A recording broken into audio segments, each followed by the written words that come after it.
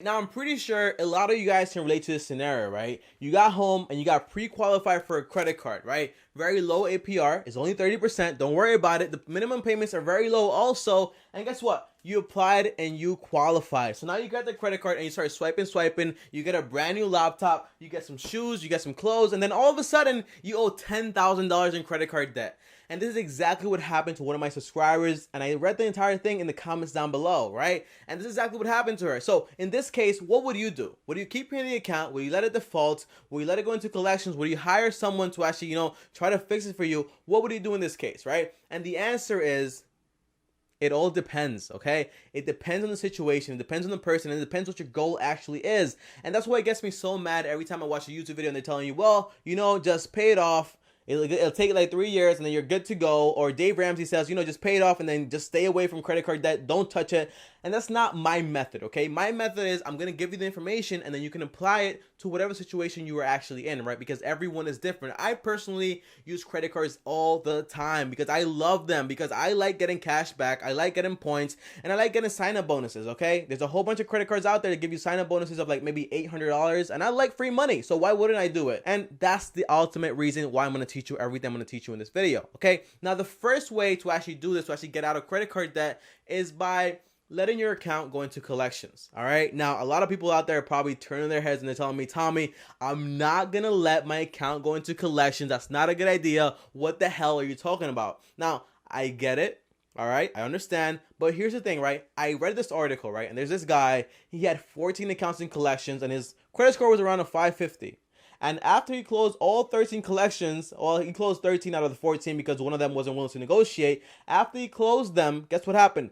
His credit score skyrocketed by 150 points. That means that his credit score went from 550 to 700 in less than 6 months. So, would you want to do that?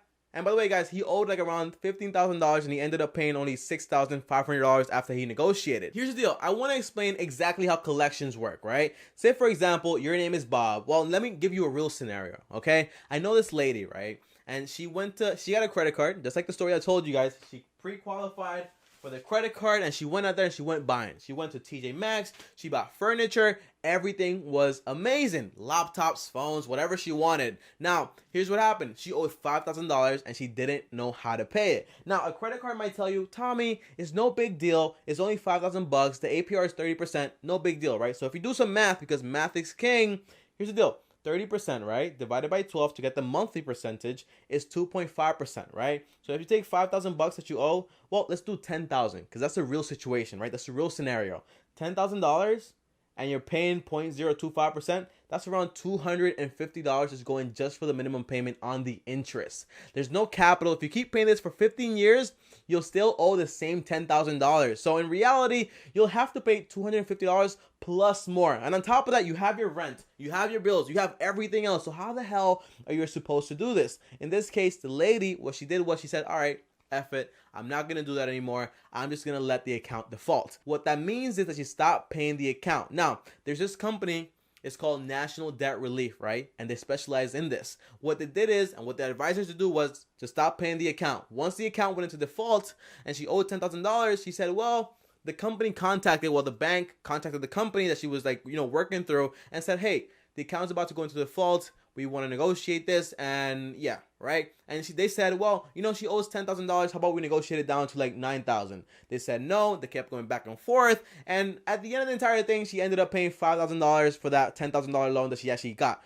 for that $10,000 debt that she had in the first place. So it's a very good method, right? And after she did that, what she did was she went to the credit bureaus and she actually appealed the entire credit score thing that she put into your credit score that says like, hey, this is an account in collections. She hasn't paid. Well, she went ahead and she appealed, and then they had to appeal it because she already paid it. But how does that work, right? And it's actually worth it, right? Now, the first thing I do want to tell you guys is that it will damage your credit score like crazy. It's actually not the best idea, and I really don't recommend it. It's kind of like a last option, all right? Like the last option, like you have nothing left. You don't know what to do. It's just gonna happen, all right? It's the last option, and I said it first exactly why, because a lot of people won't make it to the end of the video where I have the best one there, okay? Now, here's the thing.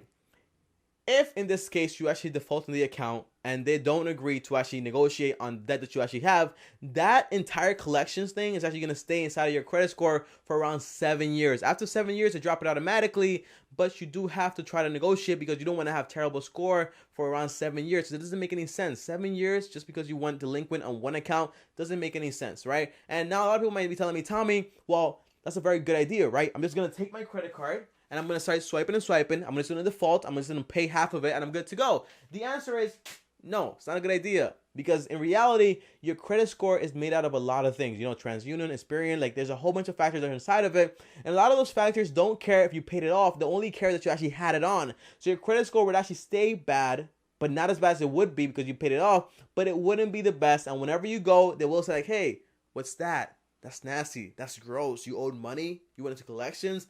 Wow, you can't rent here, you can't live here, right? And it kind of sucks. So from my experience, this is actually like the last thing you want to do. It's the last resort. I don't recommend you do that. Now, so the second way to actually get rid of the debt is by actually getting a loan consolidation company to actually lend you the money so you can actually pay off the debt that you have in your credit card. So in this case, right, say I owe $10,000 in 5 different credit cards, right? And I have friends that owe a lot more money. So in this case, say I owe $10,000 in those 5 credit cards, and I talked to Tally. I'm pretty sure you guys seen a whole bunch of commercials on Tally, and if you're new to the channel, I have a whole bunch of videos on the channel about Tally. So like and subscribe right now, all right? So here's the thing. Tally's gonna lend me the money, right? Tally's gonna lend me that $10,000 to actually pay off the debt that I have with all my credit cards, and then I'm gonna be able to pay Tally, only Tally, at a lower rate. And how does that work? And that's what I really want to talk about, because everyone thinks that's a better option, but it might not be the best option. I'm going to tell you why right now. Now, here's the deal. If you do the math, right, you were going to be paying $250 just on interest on those 5 cards right there. But if you go with Tally and they're going to charge you maybe between 7% all the way up to 20%, say we meet halfway at 15%, they're only going to charge you 15%.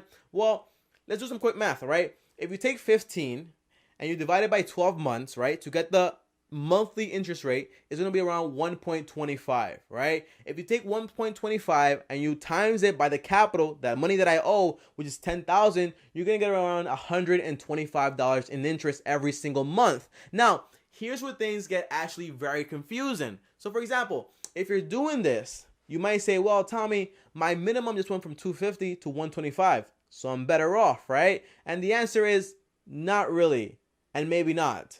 Okay, I know that doesn't really make any sense, but I'm going to explain to you right now why it doesn't make any sense. Now, let's do some quick math, all right? So say, for example, you do some quick math, right? If you take what you're paying Tally, you're gonna be paying them an interest 125, and you want to say, well, I want to double it, right? So I'll pay Tally 125, and then I'll pay 125 towards the money that I owe, which is $10,000 here. Okay, does that make sense? All right, so you're paying $125 to Tally, $125 to the money that you actually owe. That's $250 a month, right? Well, let's do some quick math, right? If you take $10,000 and you divide it by 125, you're gonna get around 80, right? That means that you have to pay 80 payments every single month, right? You have to make 80 payments every single month to actually pay off the entire $10,000 debt. What this means is if you divide this by 12, you're actually gonna be paying around for 6.6 years. That's 6 years and 6 months. You're going to be paying this money, okay? So that means that, for example, right, we go back to 80 payments. If you've been paying Tally, like say between 125 all the way to like maybe, because remember guys, every single time you're paying off the credit card, the lower the balance gets that you owe, the lower the interest rate you actually do, right? But in this case, I'm not going to do an adjusted interest rate that goes down by the money that you pay down on the capital, right, which is that $10,000. So every time I would pay like money on that $10,000, the interest rate would go down. I'm not going to do it like that. I'm just going to do fixed, okay? So say for example, you've been paying Tally 80 times every single month for 6.5 years, and they've been charging you $125, right? In this case, you paid Tally around 125 times 80. You paid them $10,000. So you paid them back $10,000, and they also charge you $10,000 in interest. So that means you paid twice, and that's what kind of sucks with it. That's why they give it to you, you know, because the minimum payment might be lower, but in reality, you're not going to really pay that much more on top of it. So it might seem like a lower payment, but in reality, by the time you actually pay it off,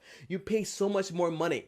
And that's what kind of sucks about it. But you can actually, you know, take advantage of it and say, well, rather than paying Tally the same amount of money I was gonna pay the card, I'm just gonna like triple it or 4 times it, and it's paid off even faster. That's actually a better idea. But here's my idea. What happens if you don't want a loan? You don't have the highest credit score, so you can't go with Tally because you need 650 to actually qualify. What happens then, right? In this scenario, imagine this, right? Imagine you owe the $10,000. And by the way, guys, there was a point in my life where I actually was making $60 a week and I owed around $2,000 in credit card debt. Now, spoiler alert, I actually had to get a job so I can actually pay off everything and manage all my bills because, guys, remember this, right? If you're not making enough money, you need to increase your income section so you can actually get rid of everything you actually owe, everything that's actually bad for you. Because if you stay in the same job, in the same situation, what's gonna happen is you're gonna keep making the minimum payments, but you're never actually gonna go down and down and down. They're just gonna keep charging you more and more money. So let's talk about it, right? So what happens if you owe this $10,000 and you don't want to get a loan or anything like that, right? What I would do is this, right? If I owe $10,000 on 5 credit cards, $2,000 per credit card, and the average interest rate is maybe like 30% for all of them, just for the sake of this video, well, the minimum payment on each of those cards is gonna be $50, right? $250 in total. I would take the first card, right? The one with the highest APR, and I would focus on making higher payments than the minimum, right? To actually pay it off faster. So say, for example, I'm paying $50 on that card. And by the way, guys, I do not mean stop paying all your other credit cards. I mean, keep making the minimum on all the other credit cards, but focus on this one with the highest APR and pay more money towards it, all right? Now, here's how it works. In this case, rather than paying $50 on that highest APR card, I would pay $250. And you could figure out your number, how much you're comfortable with, and kind of try to cut your bills and like set up goals for yourself, because when I was going through this, guys, I wanted to get rid of it as fast as possible, and then I was much more happier when I didn't have so much things on my back, okay? So I was paying $250, right, in this case for that $2,000 card. Now, here's the thing.